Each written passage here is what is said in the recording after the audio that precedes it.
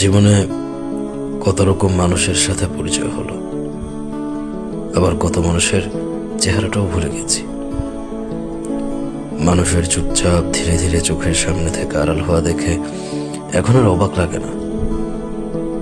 যার সাথে আমার যতটুকু পথযাত্রা লেখা আছে, সে ততটুকু রাস্তায় আমার সাথে হাঁটবে।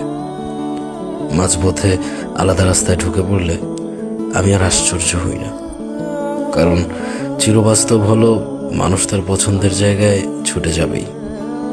কে চলে গেল, কেন চলে গেল, এসব কারণ আর খোঁজা হয় না। আমার সাথে তার এতটুকু পথচলাই ছিল, আমি এটাই বিশ্বাস করি, মেনে নিই।